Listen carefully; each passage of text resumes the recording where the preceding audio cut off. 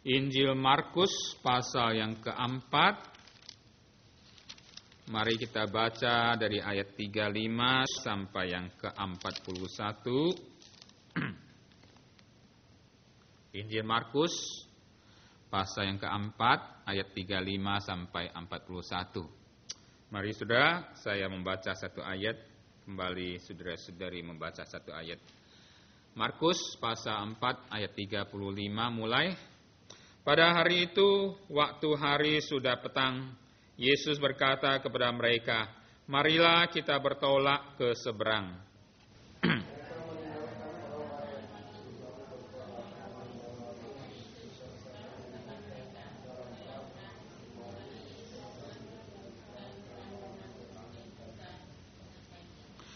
Lalu mengamuklah taufan yang sangat dahsyat dan ombak menyembur masuk ke dalam perahu sehingga perahu itu mulai penuh dengan air.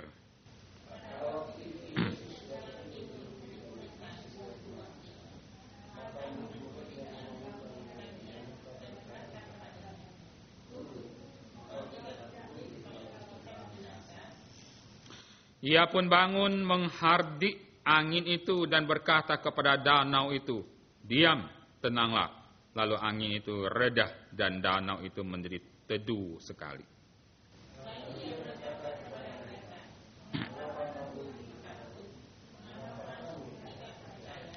Mereka menjadi sangat takut dan berkata seorang kepada yang lain, "Siapa gerangan orang ini sehingga angin dan danau pun taat kepadanya?" Bacaan firman sampai di sini. Saudara tentu saja sudah melihat TV, membaca koran, mendengar berita tentang taufan apa di Amerika ini? Katrina. Namanya keren ya, tapi luar biasa. Saudara, yang mengamuk begitu luar biasa. Ya. Nah, saudara, seperti apa yang kita baca tadi, dikatakan Tuhan Yesus bersama-sama dengan muridnya menyeberang ke seberang danau dengan perahu. Nah, saudara, kita lihat dikatakan bahwa di tengah lautan atau di tengah danau itu tiba-tiba angin taufan datang kepada mereka. Angin taufan rupanya yang tidak kalanya mungkin dengan Katrina bagi murid-murid Yesus pada waktu itu. Nah, saudara, sehingga banyak air yang masuk ke dalam perahu sehingga hampir dikatakan tenggelam. Mereka membangunkan gurunya, yaitu Tuhan Yesus yang rupanya mungkin kecapean atau sengaja tertidur, saudara. Maka kita lihat akhirnya Yesus bangun dan menghardik daripada angin taufan itu sehingga angin pun tenang. Maka mereka sangat kagum. Mereka bertanya, "Siapa gerangan orang ini sehingga angin dan danau pun taat kepadanya?" Saudara, kehidupan kita seperti yang dikisahkan sini. Saudara, kita itu sedang menuju ke seberang laut.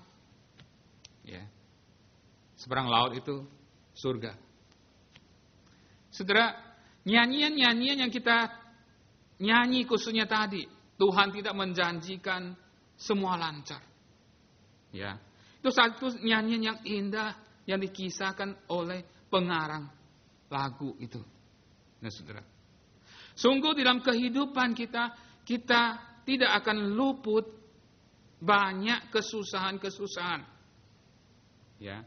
Maka seperti murid Yesus di sini dikatakan mereka sedang menyeberang danau itu. Tiba-tiba angin bisa mengamuk. Saudara, mungkin di mana murid-murid Yesus sudah berpuluh-puluh kali, mungkin 100 kali mereka menyeberang danau itu. Mungkin tidak sedahsyat ini. Sehingga membuat mereka begitu gempar. Mereka menjerit ketakutan. Nah, saudara, maka di dalam kehidupan kita ingat satu hal. Ya. Kapan saja, di mana saja, saudara, angin topan bisa mengamuk di dalam kehidupan kita. Angin topan mungkin bukan seperti apa yang kita lihat, kita dengar pada hari ini.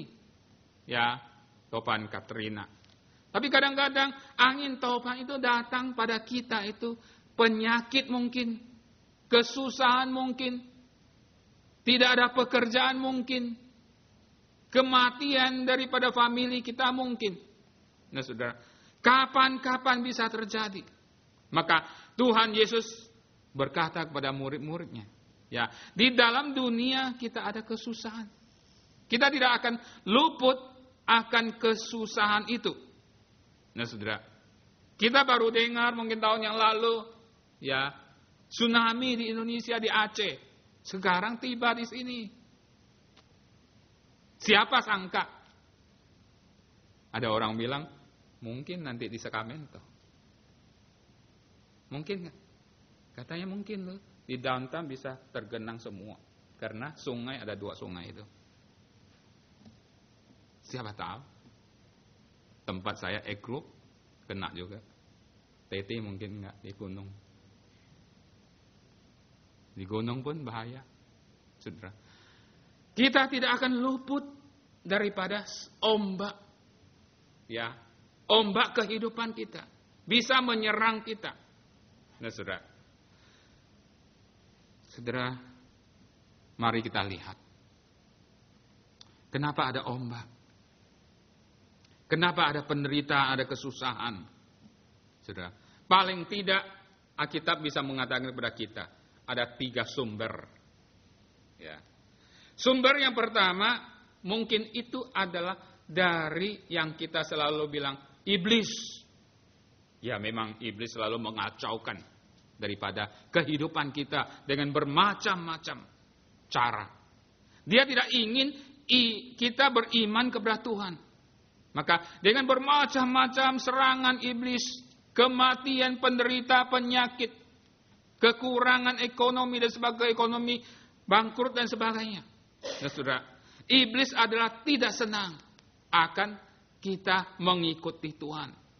Kelihatannya kalau kita melihat daripada murid-murid Yesus menyeberang ke seberang danau itu, ini kelihatannya jelas bahwa itu dari iblis. Karena ada orang menafsirkan bahwa Yesus menghardik daripada angin topan itu.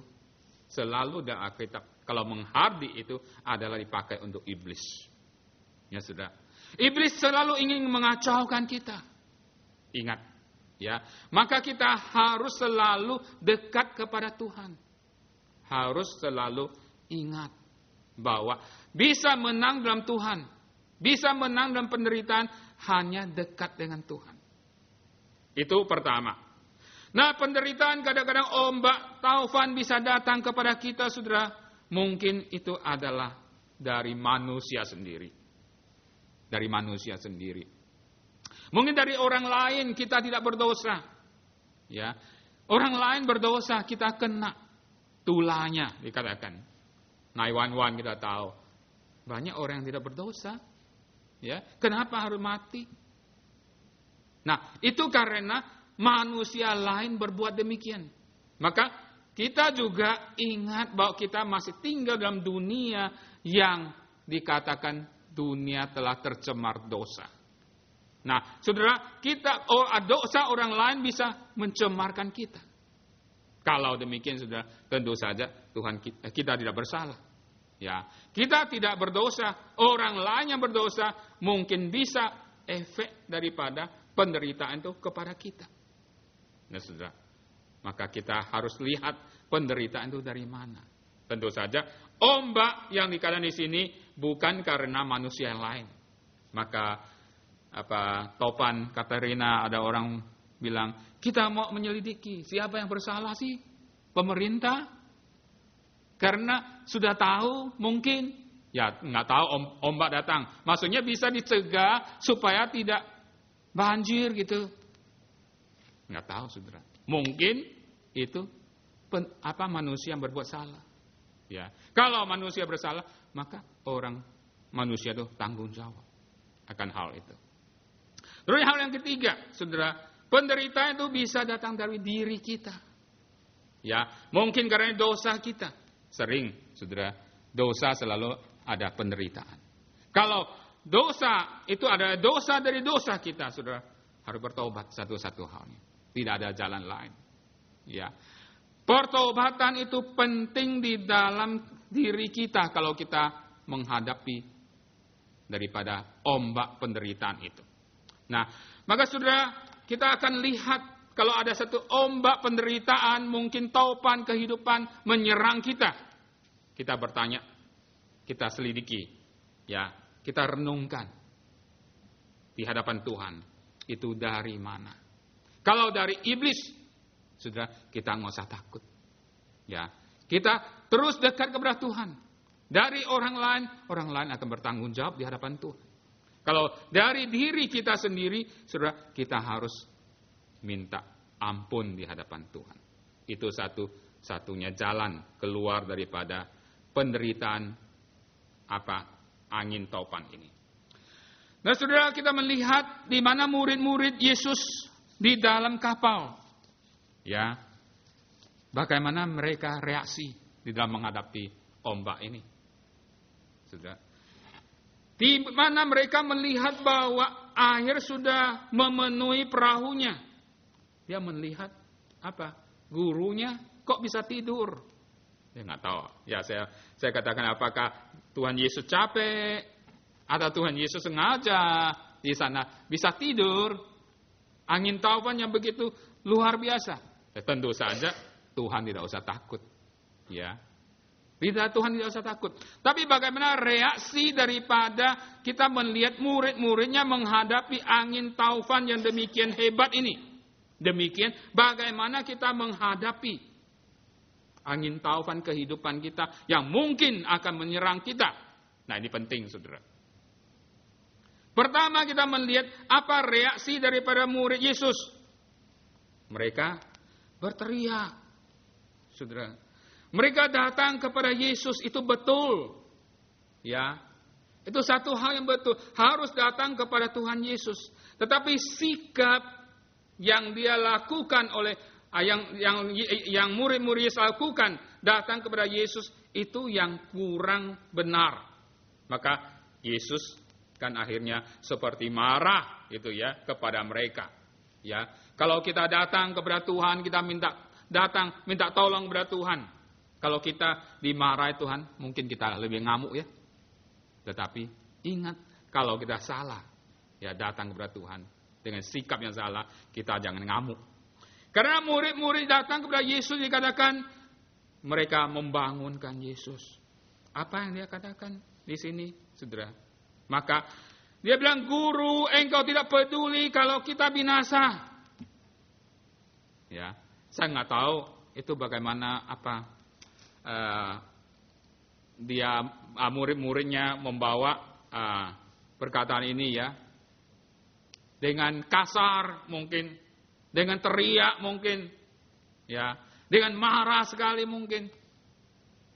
Ada yang bisa contohin ya murid-murid? Coba saudara, bagaimana umumnya murid-murid datang itu kepada Yesus? Ya. Atau murid-murid bilang, "Guru, engkau tidak peduli kami binasa?" Begitu? Hah? Atau bilang, "Guru, kamu tidak peduli kami mau binasa."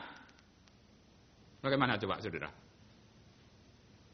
Saya nggak tahu. Tapi kelihatannya pasti agak kasar.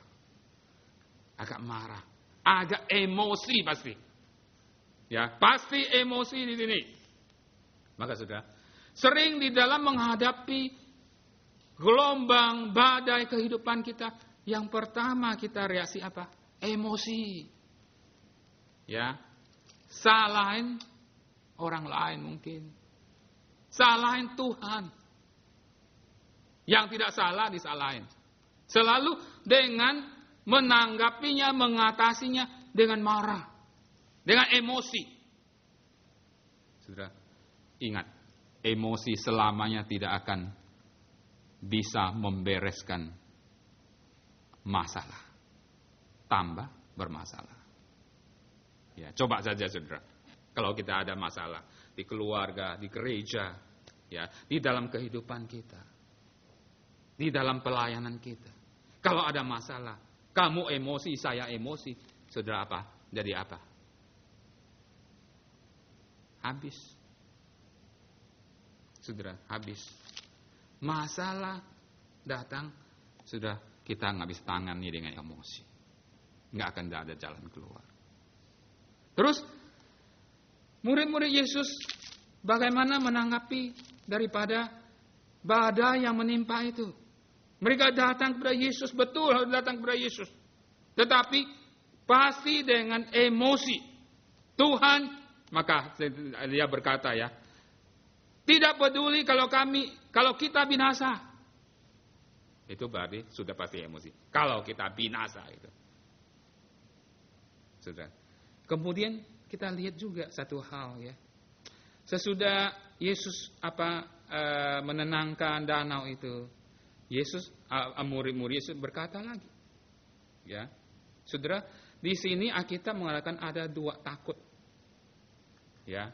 Yang pertama, takut itu di mana murid-murid Yesus melihat ombak gelombang itu takut. Takut akhirnya membuat dia emosi. Kemudian ada satu takut lagi.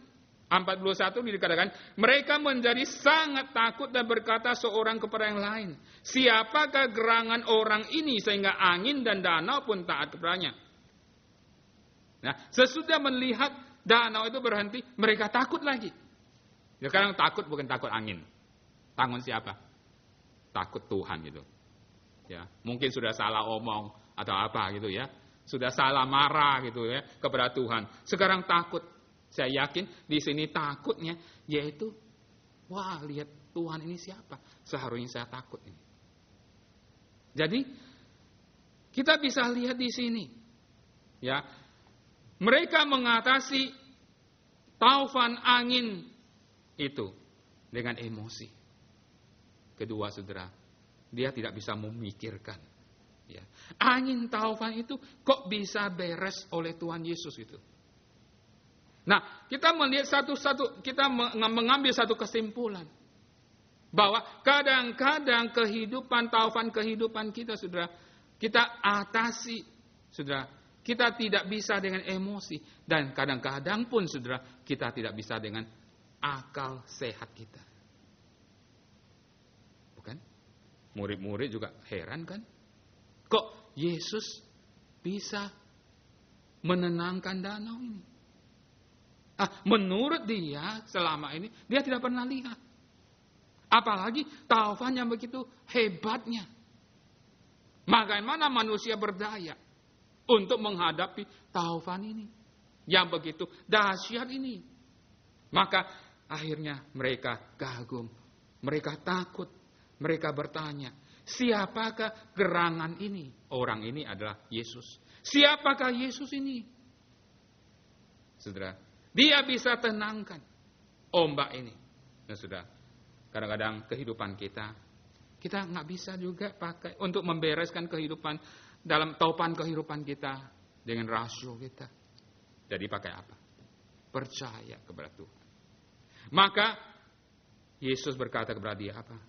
Hei, kamu yang tidak percaya. Jelas kesalahannya apa? Tidak percaya.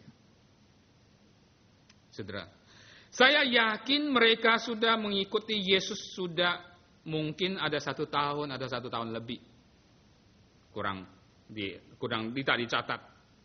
Mereka 1 tahun sampai 2 tahun mungkin sudah melihat banyak mujizat yang Yesus lakukan. Ya, paling tidak mereka akan melihat apa? Oh, air jadi anggur. Ya. Mungkin orang timpa bisa jalan, orang cacat bisa jalan dan sebagainya. Nah, kenapa mereka masih tidak percaya? Nah, saudara, begitu dalam kehidupan kita. Kita sering menghadapi angin taufan kehidupan kita dengan mengamuk kepada Tuhan.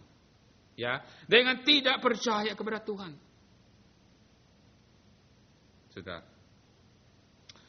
Maka bagaimana kita menghadapi angin taufan kehidupan kita kalau menyerang kita? Percaya kepada Tuhan. Teguh iman kita. Jangan goncang, jangan goyah. Itu satu hal yang indah. Ya, satu hal yang penting. Maka Tuhan mengatakan, percayalah. Ya, sering Alkitab selalu Tuhan mengatakan, percayalah, percayalah. Percayalah kepada Tuhan. Nah, sudah. Terus kita melihat, ya, kenapa ada angin menimpa mereka. Nah, saudara, kalau kita melihat daripada perkataan Yesus, Yesus berkata kepada, kenapa kamu tidak percaya? Nah, berarti satu hal di sini, angin taufan datang kepada murid di samping itu untuk menguji iman mereka. Untuk menguji kepercayaan mereka. Rupanya tidak tahan uji, saudara. Kadang-kadang kita juga tidak tahan uji dalam kehidupan kita. Rupanya angin taufan yang memang diizinkan Tuhan, yang Tuhan ada dalam kapal itu. Ya. Tuhan pun kena taufan itu. Ya. Tuhan tidak memberi kelancaran di dalam kehidupan, di dalam dia menyeberang laut. Kenapa? Untuk menguji iman mereka. Maka Tuhan setelah melalui ujian, mereka apa? Mereka tahu Yesus ini bisa dipercaya. Nah, saudara, maka kalau angin taufan kehidupan datang menyerang kita, kita jangan cepat emosi, jangan cepat marah kepada Tuhan. Mungkin iman kita lagi diuji. Iman kita diuji. Maka mau bertumbuh dalam iman kita, sudah ingat hanya ada satu pelajaran. Yaitu apa? Penderitaan. Ini memang susah. Ya, susah untuk lulus. Susah untuk lulus. Tetapi itu adalah untuk supaya iman kita lebih baik. Lebih teguh, lebih indah. Yang terakhir, saudara, kita lihat. Seluruh tujuan daripada kisah cerita ini, mungkin itu adalah ayat 40, 41. Lalu ia berkata kepada mereka, mengapa kamu begitu takut, mengapa kamu tidak percaya? Mereka menjadi sangat takut dan berkata seorang kepada yang lain, siapakah gerangan orang ini sehingga angin dan danau pun taat kepadanya? Sudah, saya rasa cerita kisah di dalam beberapa ayat ini 40, 41 adalah puncak, adalah satu kesimpulannya. Yaitu apa? Angin taufan datang, ya, untuk menunjukkan Tuhan itu siapa. Maka sekarang murid-murid sudah tahu siapakah gerangan orang ini. Nah, sudah, maka kita jangan takut kadang-kadang angin taufan kehidupan kita. Ya. Yang kita lihat bukan angin taufan itu. Saudara, Alkitab khususnya di dalam Injil Yohanes, ya, dalam Injil Yohanes. Kalau Yesus melakukan mujizat atau ada mujizat yang terjadi, itu bahasa Indonesia dan juga bahasa asli sesungguhnya punya makna, atau boleh dikatakan Indonesia diterjemahkan adalah bukan mujizat, tanda. Tanda. Mungkin pernah saya cerita di sini. Sign. Ya, kita melihat sign, tanda itu. Nah, ombak, badai datang, kita melihat tandanya apa ini? Ini penting. Sudah tahu tanda, ya, tahun sign, ya, ada stop sign, ada tanda apa? Ya, kamu melihat stop itu apa artinya? Ya, berarti kamu harus stop gitu. Ada tanda-tanda yang lain. Nah, saudara, tanda itu hanya memberi kamu petunjuk. Kamu harus melakukan apa? Apa yang kamu lihat gitu. Sesungguhnya badai yang di sini yang murid-murid Yesus alami ini akan memberikan satu tanda kepada mereka. Yaitu apa? Yesus itu siapa? Sudah, Yesus itu siapa di sini? Maka mereka bilang, siapakah gerangan orang ini? Mereka sudah tahu bahwa Yesus itu adalah yang menguasai ombak, yang menguasai daripada angin taufan ini. Sudah, yaitu Tuhan Yesus itu adalah yang maha kuasa.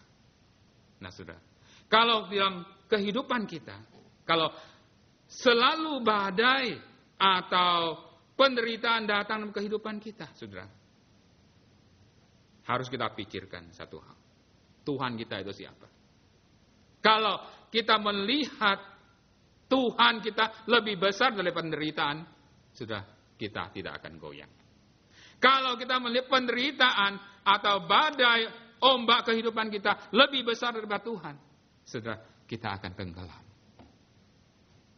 Kita akan tenggelam. Maka saudara, tergantung kita. Ya. Tergantung kita mengenal Tuhan sampai di mana. Kita mengenal Tuhan lebih rendah daripada taufan, sudah, kita hancur di dalam taufan, di dalam angin taufan. Kalau kita melihat Tuhan Yesus Kristus lebih besar, lebih berkuasa daripada semua penderitaan, sudah, kita makin bertumbuh iman kita. Pasti. Sudah pasti.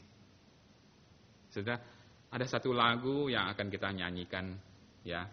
Ini lagu sekolah minggu gitu ya. Mungkin saudara pernah nyanyi gitu ya. Di antara kita saya rasa pernah nyanyi, ya. Minta pianis akan main sekali, kita akan nyanyi. Teti akan sama saya akan nyanyi sekali. Kemudian kita nyanyi bersama-sama ya. Saya rasa banyak yang sudah bisa. Ini sebenarnya lagu sekolah minggu gitu ya, saudara. Nanti kita hafal gitu ya untuk kehidupan kita.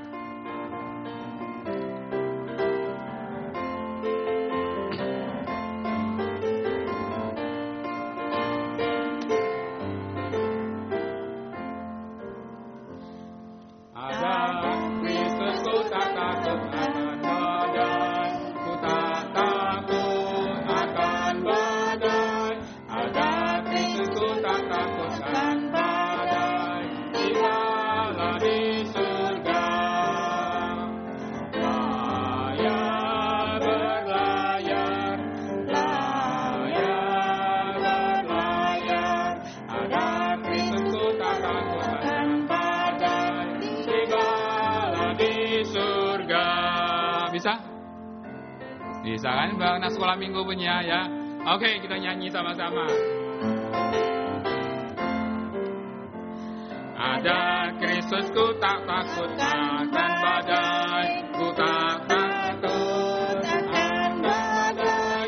Ada Kristus ku tak takut akan badai, gembala di surga.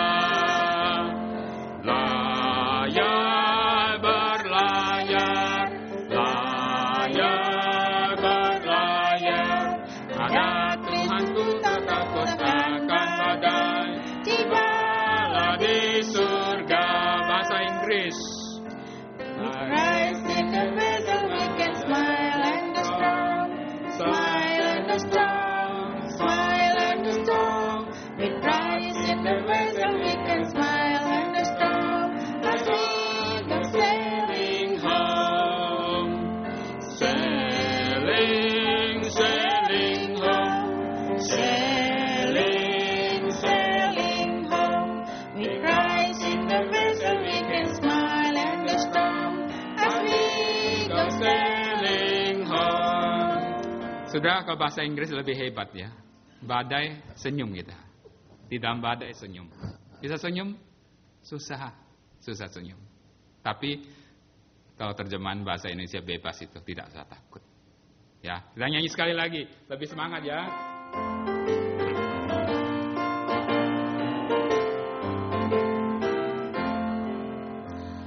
Ada Kristus ku tak takut akan badai, ku tak takut akan badai.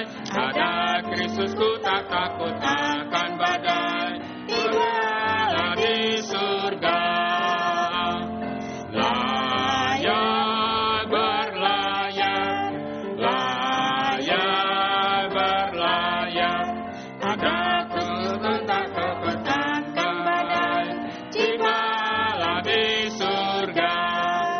Saudara, ini saya rasa lagu ini gampang dihafal. Coba lihat ya.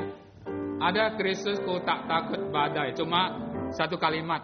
Ya, ku tak takut akan badai. Kemudian layar berlayar kembali lagi. Coba ya, sekali lagi kita hafal ya. Ada Kristus, ku tak takut akan badai. Ku tak takut akan badai. Ada Kristus, ku tak takut akan badai. Tinggallah di surga. Ada Kristus, ku tak takut akan badai. Ku tak takut akan badai. Ada Kristus, ku tak takut akan badai. Tibalah di surga. Layar berlayar. Layar berlayar. Layar berlayar. Ada Kristus, ku tak takut akan badai. Tibalah di surga. Bisa hafal? Gampang kan? Coba ya. Maka ini kita nyanyi terus dalam kehidupan kita. Ada Kristus, kita tidak takut badai kehidupan kita. Ya.